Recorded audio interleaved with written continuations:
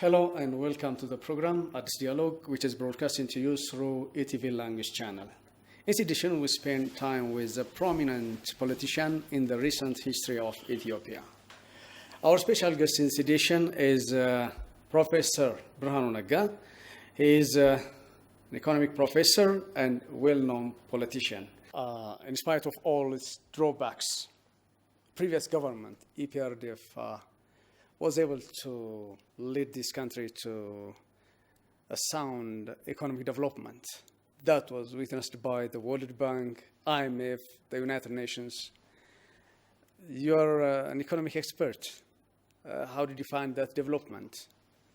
That was consecutively happening, being registered in this country for a couple of decades. That's a very complicated question. I don't know how much time we have to discuss that, but let me start with this. The presumption that the World Bank or the IMF and these institutions are the institutions that really know how economies should be organized, that they have the final solution, the final medicine for economic ills, is not something that you take at face value. Notice, the IMF and the World Bank came up with what they think is the best economic arrangements through structural adjustment, 1970, 1980. And you look at the world, after 40 years, most of the world has rejected these views as wrong-headed. That's why you hear now the IMF talking about, oh, I'm not the old your grandparents' IMF. I'm now new and changed. And look at what the coronavirus crisis has exposed in terms of our world. I'm not talking about just in developing countries, but look at the West that was pursuing this. The income distribution has gone so wide that these societies that we have thought were reasonably stable are having very serious societal issues. The gap between the rich and the poor has gone so wide, it is very difficult now to establish really, a decent democracy. You look at all these, radical right-wing political movements, they are a product of this economic ideology, which claims that it has truth. That's not the way we should operate when we think about economies. In my view, we have to be very clear about what the economy is supposed to do, who it is supposed to serve. It is not an economy, or we cannot have a stable society if our objective is to benefit a very small sector of the community in the name of markets. You're not denying the growth register. Wait. So I was going to come to that. So it is because you brought it that the witness for the great economic performance of Ethiopia is the IMF and the World Bank that I try to say, please don't take whatever they say as the final truth on economic matters. I have always had serious doubts about the numbers. In fact, if you talk to World Bank and IMF experts, including Ethiopian experts, the numbers that you have been hearing are not necessarily agreed upon. If this country is going to grow in a sustainable manner, if this country is going to grow in a manner where not only a few on top benefit, but the majority of society benefit, if that's what we want, we have to fundamentally change the direction of our economic performance and the way our economy operates. Notice, we still have 80% of the Ethiopian population, farmers using 2 oxen and a plow. This is an agriculture that was 2,000 years old. If you want to change Ethiopia, if you want to change this country so that it can be competitive with the rest of the world, we have to find a way to develop a real, meaningful, strong capitalist system that is based on our own capitalist class. Okay, let's come to the current economic reform, which is said a homegrown economic reform. How did you find it? There really genuine reform happening in this country? Which is... You see, so how do you define a genuine reform? If by genuine reform you mean... do you see any change from the previous yes, trend? but I'm not entirely sure that this new direction is the best direction for the country. And I say this with all honesty. When you look at the government's economic reform, it is entirely buying the IMF World Bank story that, you know, the way to move forward. You see, the understanding is the economic growth or the economic performance of the past was state-led. The government was the one that was leading it through infrastructure investment and things of that sort. And most of the real working businesses were government businesses. Money was pumped into the economy through the government. We have to move away from that into some kind of market-driven thing. Now, I am not entirely sure that is the right explanation to the nature of economic performance in the past. Yes, the state has a very big role during that period. So if by reform now you are talking about, you know, fundamentally marketizing this, that's why you hear about privatization, you know, privatizing tele, airlines, and things of that sort.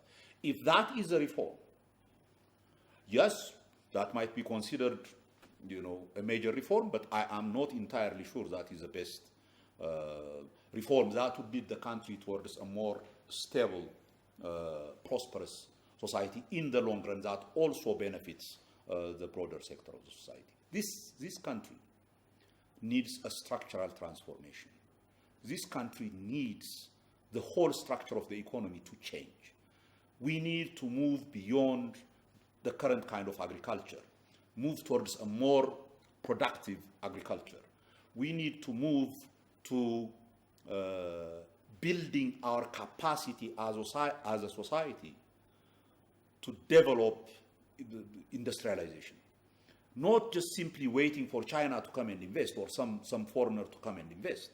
Fine, I mean, you can use that as a supplementary move, but at the end of the day, we need to build our capacity. We need to develop capable entrepreneurs in the future in this country. We need to have our education be a system that can produce capable business leaders. We don't have that. Our educational system, our higher education system is almost useless. I mean, in the sense of producing this kind of capability. We have expanded it at the expense of serious quality. You don't have really educated people that can take this society forward. When you talk about reform, for me, that's what we need to do. We need to have an integrated reform with a clear objective as to where we want to go. And my view is we have to go to, our objective is to achieve an economy whereby we have a strong domestic capacity to manufacture our needs, to be able to export high-value items to the international market. We need to have capable, ingenious business leaders. Our technical capacity has to strengthen so that we can, we are not going to be experts in one day, but develop slowly so that we at some point, whatever this period is that we put as our vision to reach, whether it's in 50 years, in 100 years, this is where we want to go, this is how we want to do it. That is the kind of reform that I hope to see. Not to simply go back and say, it was state-dominated, now we're going to go to market-led. I mean, I don't know what you'd get by nationalizing, by privatizing Ethiopian Airlines. I don't know what you are going to get by privatizing tele, unless otherwise you have a very clear plan. Here are the benefits that we are going to get out of this. But at the end of the day, we are moving towards a high-tech economy across the world. Where would be Ethiopia at that point? Do we have our internal capacity in terms of new technology to compete with the rest of the world? If not now, at least in 40 years, 50 years, whatever. So we need to have an economic plan that has an objective, for example, a target. In the next 100 years, this is where we want to go.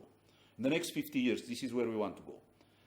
Currently, we have a set of emergency problems that we have to solve, but everything we do must be linked to what we want to do, where we want to reach. That is the kind of reform that I want to see in this country, not to simply say, oh, in the past. So you're not comfortable with this intervention, with the government says. I mean, I hear from what I privatization of. From what I hear, the economic reforms seem to be led, including some of the advisors that we hear were in the main government institutions. They come with this IMF World Bank model, and they think that they can implement that. And I'm essentially saying that's foolish, especially now. It is foolish because the heydays of World Bank, IMF-driven economic policies are gone. I mean, nobody now takes World Bank, IMF economic reform seriously because of the damage that it has done to societies across the board in this continent, in our own continent. This is time for us to stand on 2 feet, understand our society, come up with a plan that is centered around our capabilities and our weaknesses. That is where we should go. We should not simply copy and paste models that are implemented across the world by the IMF and the World Bank for the last 40 years. We need to start to think for ourselves. That doesn't mean we need not learn from other experts. That doesn't mean we need not learn from other countries. But the countries that we can learn are varied. It is not just one size fits all. Economics is not a one size fits all science, if you call it a science. It is something that you first understand your society, see what are the strengths and the weaknesses of the society, see what your capabilities are, what your resources are. Based on that, you design. Okay, for our countries, this is what works. Based on the lessons we get from other countries, what have you. But this is the direction that I don't see, to my satisfaction at least, such a serious conversation among economists in this country. I don't see experts really openly debating and discussing what should be our future, rather than just simply copying models from abroad. That is when I would be happy to see, an economic policy design that moves this country further, down the field. So do you see any danger in this partial privatization being implemented in this country? I personally feel that we should not rush into these kinds of measures. Is there any danger, you say? There could be, of course.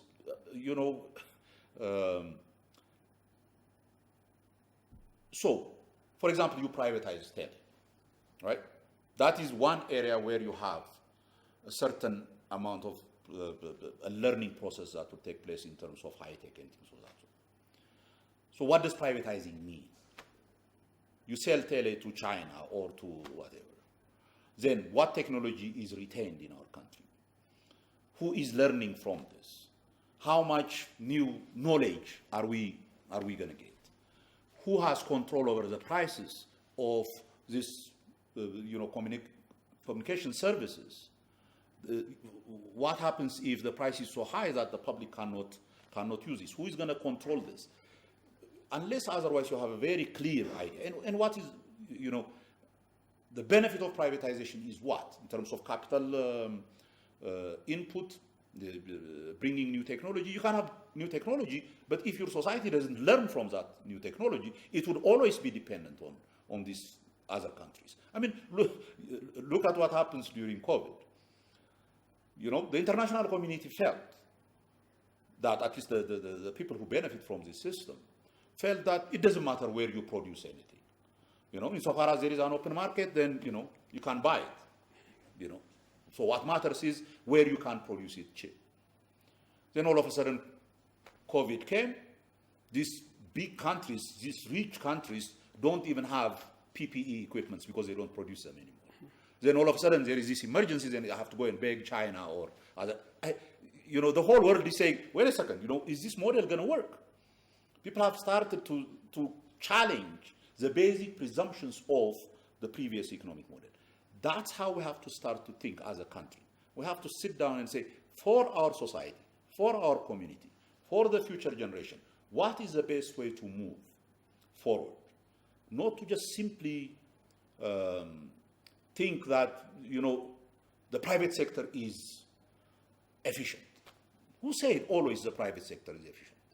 There are areas where the private sector is absolutely useless, that you have to deliver these services and goods on the basis of a collective ownership of. You cannot afford to be ideological about this.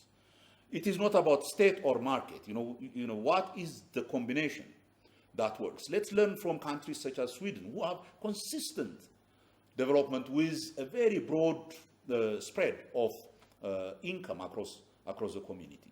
Let's not just simply look at countries such as the United States. Look at the problems that the United States is facing following this economic model. So we have to stop being just simply followers and copiers of other places. We have to allow our experts to start to think independently. One of the problems that we have in this country is even research is done by foreign support. You go to our universities, half the faculty does research on the basis of some grant that they get from, some foreign government. You cannot carefully study your own society and come up with a solution when you are bound by other people, when you are working for people who might have other interests, might have good interests, good intentions. Okay. So that's why I say, when we talk about privatization and things of that sort, before we jump into it, I have essentially two issues. One, even as a government at this point. Okay, tell us the advice. At this point, you want to tell? The government, given that we are going to have an election in a year or less, let's assume, the nature of economic policy implementation during this period should not be policies that are going to have significant long-term implication that would tie the coming government, whoever is elected.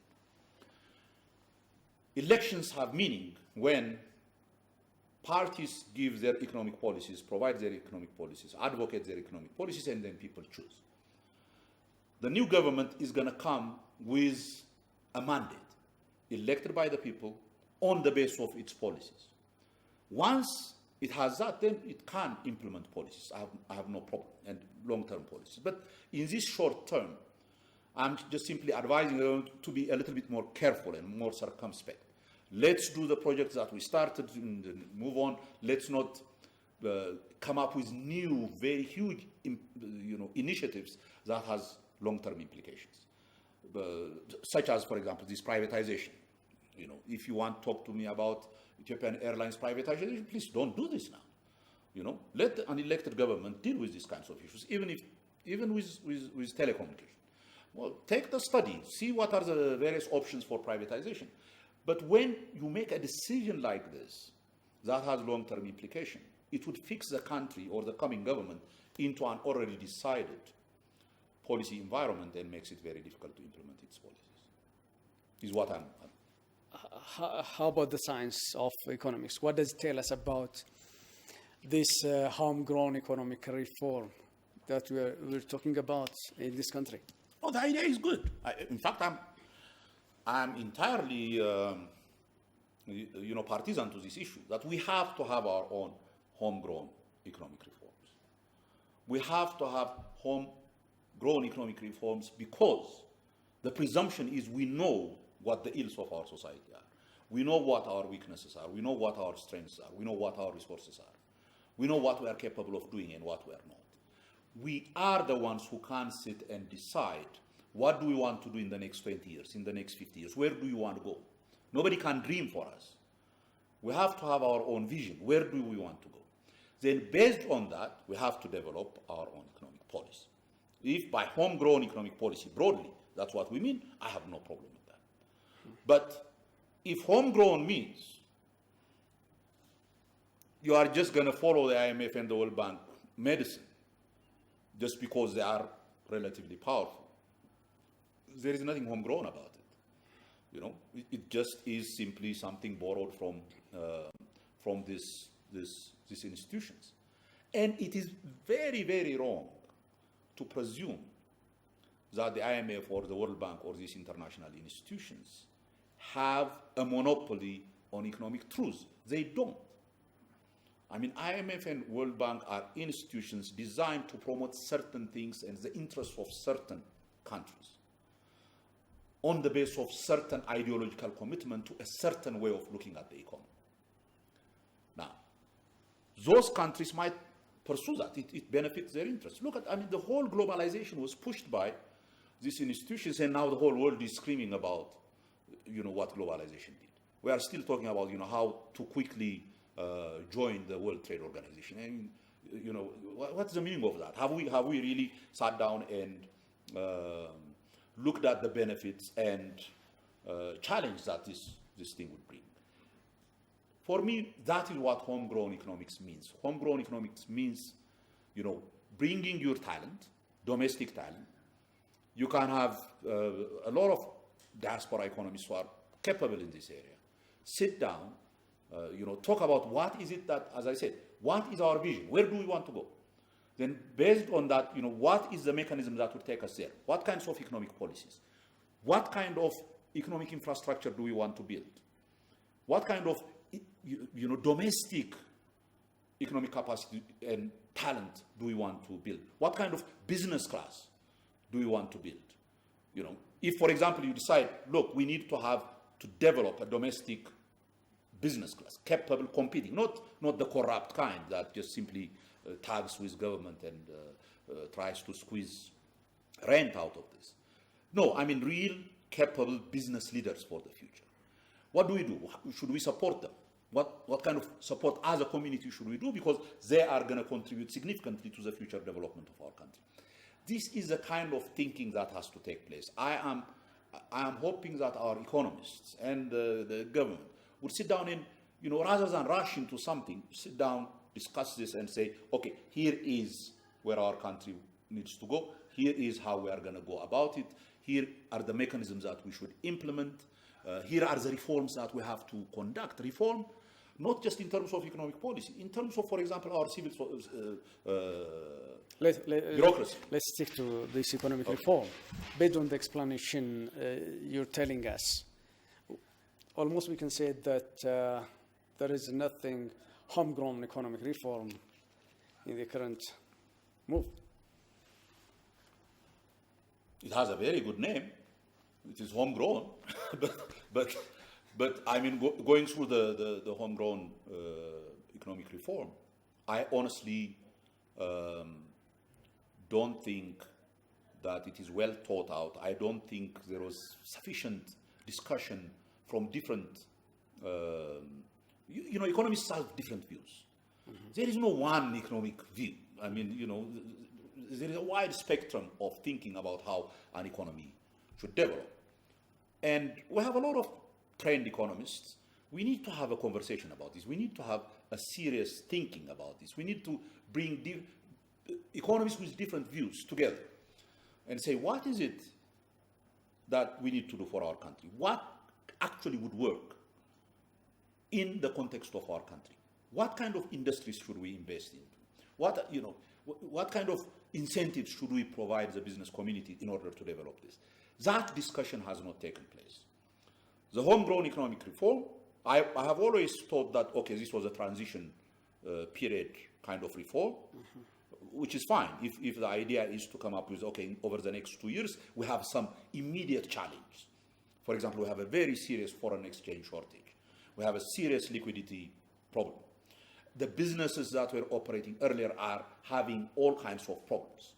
We need to, you know, to keep this system moving till we come up with a long-term economic plan. If that is what this homegrown thing is, fine. But if you tell me this is the future that our economy has to be developed through, I would have some serious disagreements with it. And we will, you know, I'm saying this as, of course, a leader of a political party. I have my own views, or our party's views of how this economy should be developed. That's why we are developing economic policies and social policies and education policies. I mean, we are working on some 45 policies without any help from anybody, experts from all walks of life coming and helping. That is the kind of policy development that we should follow, and I hope we will do that as a country. You know, I honestly don't believe in the first go, immediately after this election, that whoever is elected, and you know, whatever the mandate is, if they come and say, oh, now I'm elected because people have bought my economic policy and I will just bulldoze my way through, I think it is going to be a problematic approach. I think what we need to do, even after the election, is to bring people with different views, with different ideas, and start to make them think as Ethiopians, as people who care for the future of this country, and seriously think what kinds of policies would work in our country's environment, and develop some kind of a blueprint as to where we need to go. And that then becomes, even if governments change and minor policy implementations change, if there is this national vision that we all share somehow, then everybody would start working towards that objective, towards that goal. So in terms of even implementing those policies, we would have a better chance at implementing them. It is important to hear different voices on economic policy issues and on other issues for that matter. It is important to have ideas collide, ideas, from different sides come, and some synthesis out of those comes that is really grounded, not just because you call it is homegrown, grounded in our country's environment. I think it is possible to do that. I think it is not too late. I hope our economists, our intellectuals stop thinking that the best economics is the economics that the government likes. I think they have to start to think independently as Ethiopians. They have equal responsibility and come and present their ideas without fear or favor. As academicians, that's what academicians are there for, right? To protect us, because they are committed to the truth. They will tell us what they really think based on their research, rather than what the government likes or not. That kind of discussion has to start. I don't think it has started in a meaningful way yet, but I'm hoping that it will. Thank you very much, Professor Berhanu Nega. Thank you very much. Head of IDEMA. Sherry. Thank you for your candid explanation. Thank you. Well, dear viewers, that's all of the program's edition. See you next time with yet another edition of the program, This Dialogue. Goodbye.